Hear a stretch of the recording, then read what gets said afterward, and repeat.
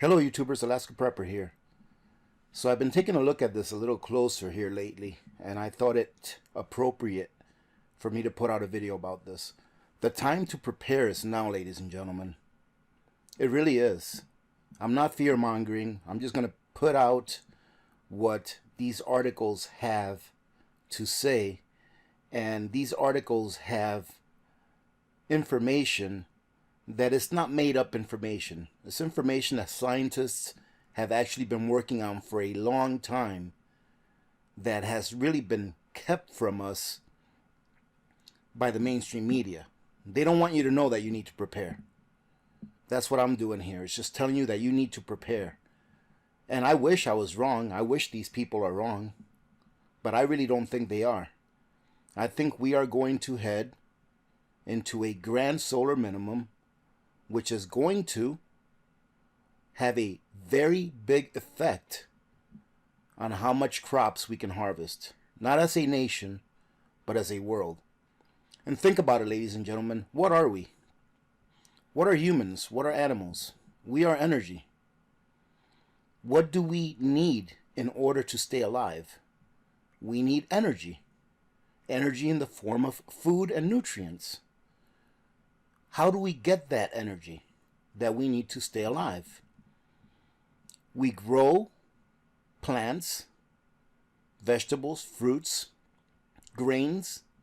We raise animals that eat those plants, and then we eat that protein in addition to the other grains and fruits and vegetables that we grew. And without the irradiance of the sun, we can't do those things. Without the energy coming from the sun, we cannot do those things.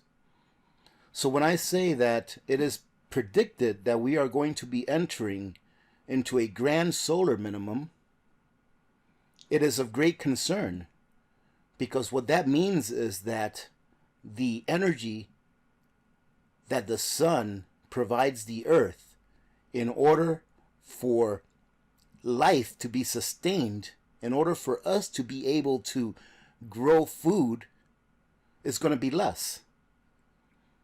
And if we need energy to live, and the world as a whole is going to be getting a lot less energy from the sun, then what's going to happen? I hope what I just said made some sense. Let me go ahead and read this. I have a few articles here to skim through, and I have a couple of charts that I really hope you'll stay with me through till the end. All right, if there's anyone new here, I'm not selling anything.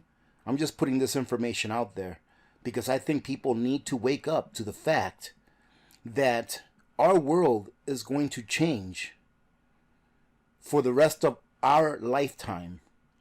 Sure, will it get better in 100 years, 200 years? Maybe, I don't know. But for the rest of our lifetime, our world is going to change in a way that is going to make it more difficult for us to provide ourselves the energy that we need. The first one I want to go over here says it's a pretty recent one. It was just written on the 14th of January 2020. And it says here, 2020, the lowest solar activity in over 200 years. As we move further into 2020, solar activity dwindles. This year, solar activity will be marked as the lowest in over 200 years. The low in the sun's 11-year cycle will also have at least some repercussions for the climate here on Earth. On December 20th, 2019, Iceland received one of the largest snowstorms in its history. The so-called 10-year storm brought winds of 100 miles per hour, with one weather station reporting gusts up to 149 miles per hour. Iceland's, Europe's, and North America's weather have historically been tied to the sunspot activity of the sun, according to NASA. In 2020, the sun, which is currently in solar cycle 25, will reach its lowest activity in over 200 years. That means that space weather will be favorable for exploration beyond Earth. Yet it could also very well mean we should prepare for odd or different weather patterns. And if you guys have heard that they're trying to send some people to Mars here by like the year 2024 or something, it kind of makes sense what they're saying here. That the space weather will be favorable for exploration beyond Earth. When solar activity gets really low, it can have an effect of a mini ice age.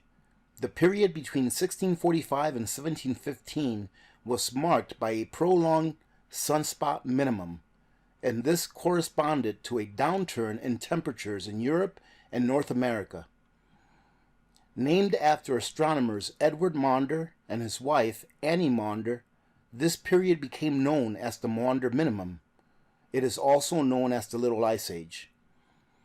And it's also known as a grand solar minimum, ladies and gentlemen. A grand solar minimum is when there is a pattern of solar cycles that continually degrade in the number of sunspots that it peaks at. So if you're looking at a chart, which I'm going to show you here in a minute, if you're looking at a chart, you're going to look at a solar cycle with the peak of sunspots up top. And then you're going to see the next solar cycle that has a peak of sunspots that's lower than the last one. And it just continues to downgrade until there is almost no sunspots for a year or years, which means that there is not enough solar radiation to allow us to produce crops, which is what we eat to stay alive. The time to prepare is now, ladies and gentlemen. Predictions for solar cycle 25 made by the NOAA and NASA anticipate a deep minimum and a maximum that will occur between 23 and 26, between the years 2023 and 26. During that maximum, they predict the sun will have between 95 and 30 sunspots. Now, ladies and gentlemen, just to let you know, this year, well, I forgot how many sunspots we had this year, but we'll go over that here in a minute. All right, so let's go ahead and just go to the next article. I just want to show you that this has been in front of our faces for years now. And I only went to 2 or 3 articles to show you guys. But look at this. This article here is from February of 2018, almost 3 years old. All right, and they're pretty much saying the same thing that this new article that I just read to you said. And it says here, scientists warn, prepare now for a mini ice age as the sun cools. Scientists are seemingly on the same page for once on declaring that the sun's decreased output could fling Earth into a mini ice age. The scientists determined, based on 20 years of observation and collected data, that the sun will be nearly 7% cooler and dimmer by 2050, causing a mini ice age. Ladies and gentlemen, it doesn't mean that in 2050 is when our problems are going to start. Our problems are going to start way before 2050. That's why I feel that this cycle that we're going into will affect all of us for the rest of our lives, because we're talking about a full generation. By 2050, if I'm still in physical form here alive on Earth, I'll be almost 80 years old. So, and that's when it's going to be at its dimmest. It doesn't mean that in 2051 everything's going to be all right. So I think that this is a matter that we really ought to look into very seriously and really consider what it is that we need to do in order to prepare. I'm not telling you to go get 40 years worth of food, but I'm telling you to have a plan. What are you going to do if the availability of food is not what we are used to today? You know, ladies and gentlemen, I know I'm breaking off here a little bit, but you know, it doesn't matter how much money you have. I was talking to a friend of mine here a couple of days ago, telling him, you know what, it doesn't matter how much money you have, because he's kind of like into prepping, but he doesn't really prep. He understands that there's a need to do it, but he kind of like doesn't really do it. He's got a couple bags of rice, a couple bags of beans. That's pretty much it. He's got a canner that's brand new that he's never used. He's had it for over a year. And I'm always bugging him about that. When are you going to start learning how to can and how to do this and that? You know, and I'm always, he's my good friend.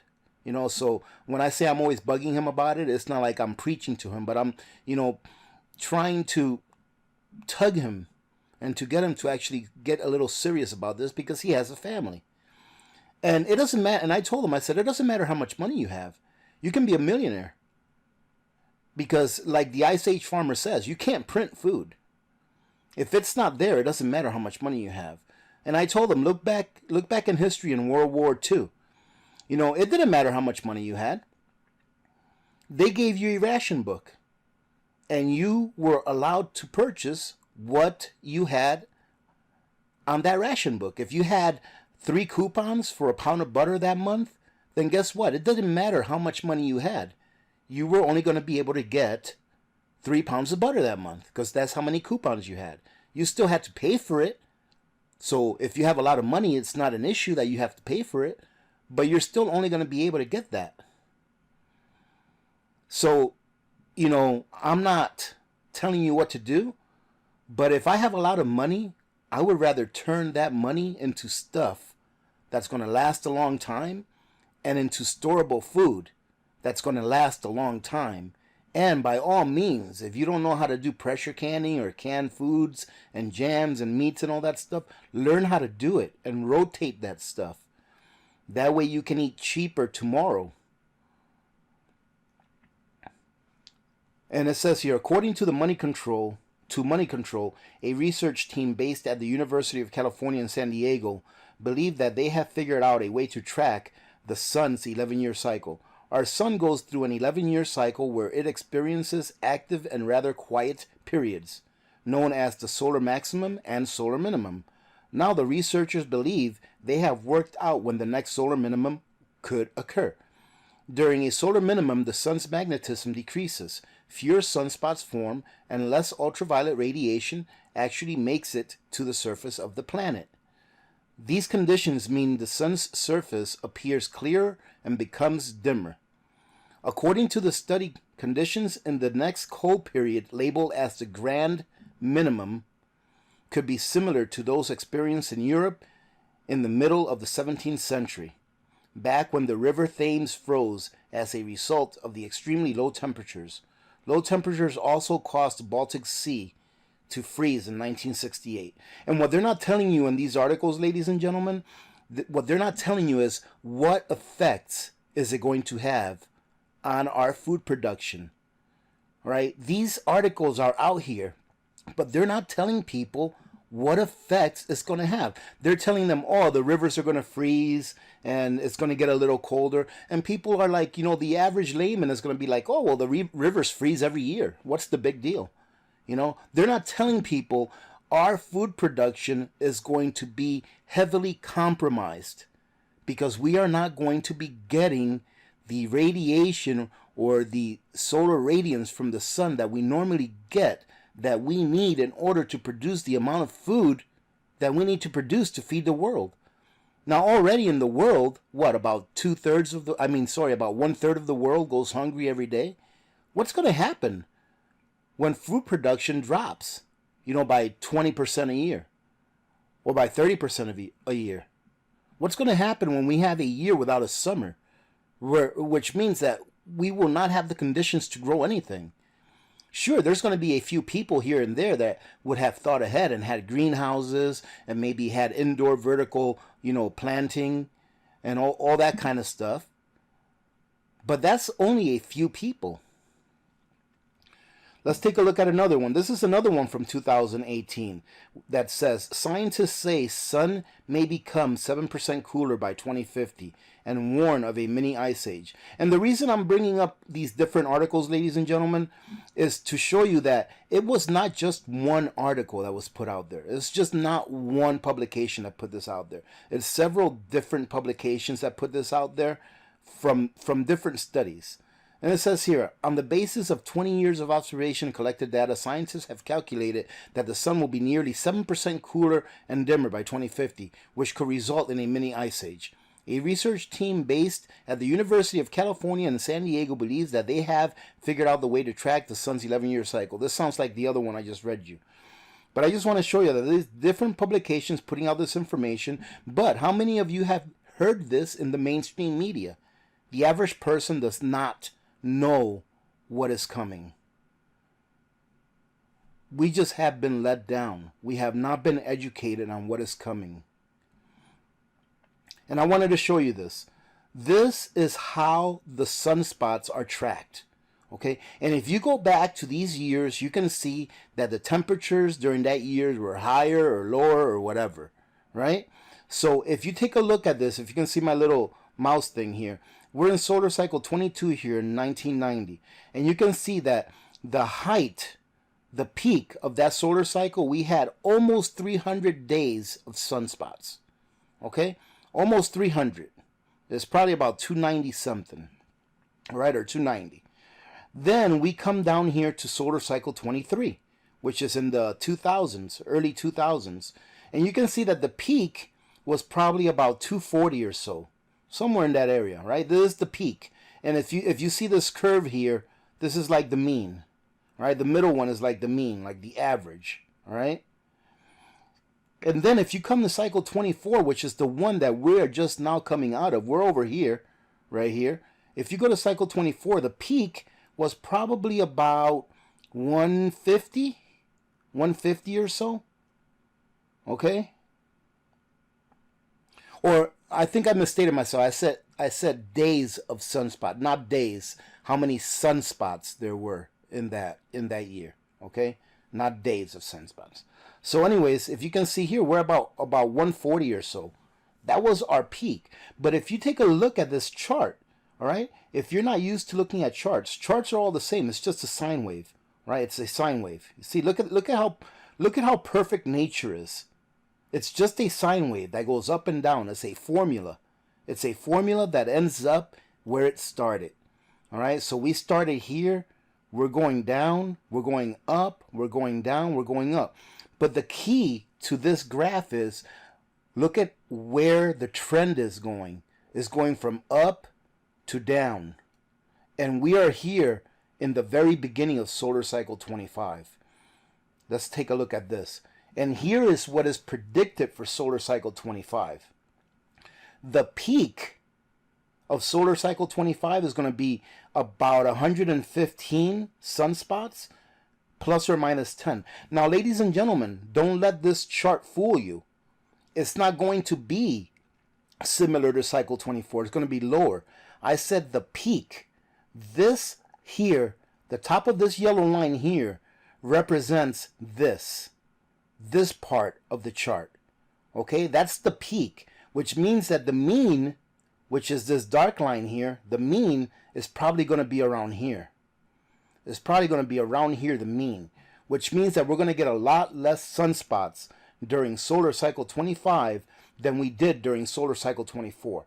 And if you've been following the food crop harvests for this last year, which is around here, we're at the bottom of the minimum right now. All right, and we're going to probably go through another 1 or 2 years at the bottom of the minimum before we start going up again. You have noticed that we haven't had very good food crops or crop harvests in the last couple of years. So now we're going to get into this cycle. It's going to last another 11 years. But by the time that we get to 2030, it's going to be even worse than it was this year. And here is what is predicted. Let me see if I got the right chart here. Okay, yes. So anyways, it's going to be even worse than what it's this year. So this cycle here, this period, all right, from over here, from 25 to 26, 27, 28, 29 probably, this is being predicted to be a grand solar minimum that is equivalent to the Maunder minimum that occurred back in the early 1700s, I think late 1600s. So take a look. Yes, this is what is being predicted that our next grand solar minimum is going to look like, which will occur in our lifetimes, ladies and gentlemen. That's why I'm saying that the time to prep is now.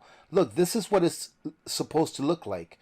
When we get outside of cycle probably 26 or so, it's going to look like this. And look at this. This may not look like it's a lot of time, but this is an awful lot of time. This goes from 1650 to 1700 with almost zero sunspots. For almost 50 years, ladies and gentlemen. What's that going to do to our food production? Why do you think that they are trying to get into our minds through the mainstream, all right, through the mainstream media and through Hollywood and all that kind of stuff? Why do you think they're trying to get through our mind that we need to start to eat bugs? Why do you think they're trying to get us to start to eat less meat and things like that? The reason is because these things are not going to be available or as readily available. The only people that are going to be eating meat in 50 years or in 30 years is going to be freaking ultra rich. Excuse my language. But those are the people that are going to be eating meat. Unless you raise your own, you're not going to be eating meat. You're going to be eating bugs. And I'm not being hyperbolic by any means. But look, this is what we're going into right here. All right? Everybody can scream about how the earth is warming and everything, but the fact is the fact. If you want to scream about how the earth is warming, that's okay. You can have your opinion. But this, ladies and gentlemen, is not opinion. This is science. This is what's happened in the past. This is where we are now. Just like it happened back then. Just like it happened back there. This is where we are now. This is where we are headed.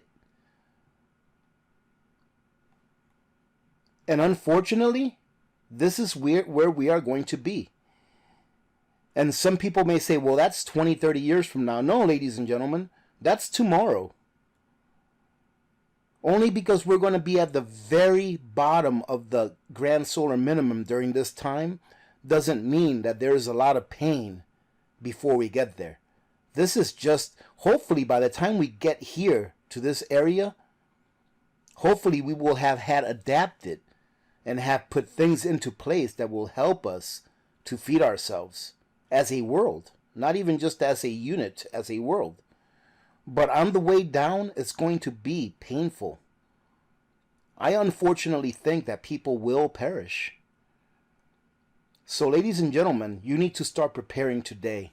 If you're not preparing, start preparing. If you don't know how to prepare, and what I mean by prepare, I'm talking about mainly putting away food. Start with that. The reason that I am a proponent of new preppers to start off with putting away food is because everyone has to eat. Everyone has to eat. There are a lot of levels of prepping, right? And I'm not the only channel that you can listen to about prepping. There's a lot of channels. If for some reason you don't like the way my voice sounds, if for some reason you think I'm annoying, whatever, that's fine. Click on another channel if you have to. But start preparing, because things are not going to get any easier. They really are not.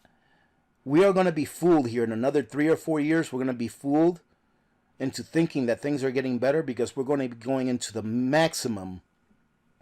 We are going to be going into the maximum of cycle 25, where we're going to get a few more sunspots than what we're going to get here for the next 3 or 4 years.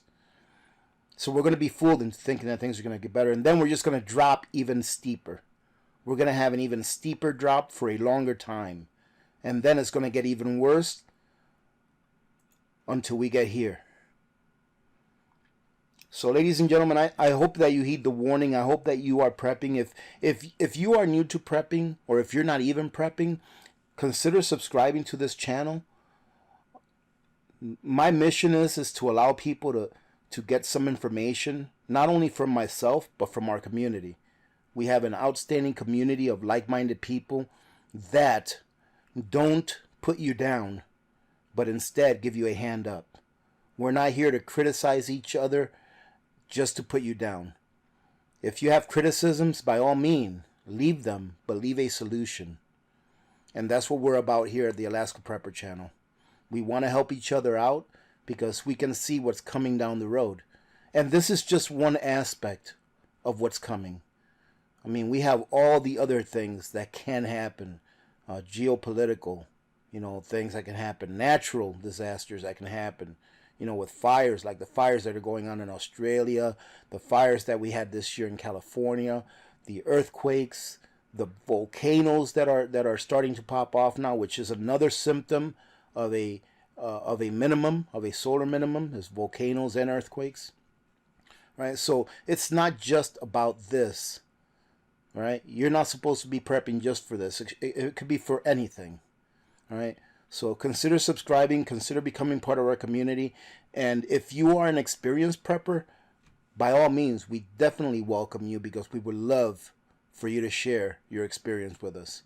I know I'm carrying on here, ladies and gentlemen. Having said that, I truly hope you guys are having a good weekend. I just realized this is a long weekend, so awesome. Hopefully you guys will be able to join in tomorrow at 3 p.m. Alaska time. We're going to be having a little live stream just to have a little bit of fun, and we'll be talking about prepping, all right, and different things about prepping. So hope to see you guys there tomorrow afternoon. I hope you guys are having a great start to your weekend. Be safe out there, and always remember to be good to each other. When good people do good things happen. Remember to reach one, teach one, and repeat. If we all did this, the world would be a better place, and you know that it will be a better place. Many blessings to all of you and your families. This is Alaska Prepper, and I am out.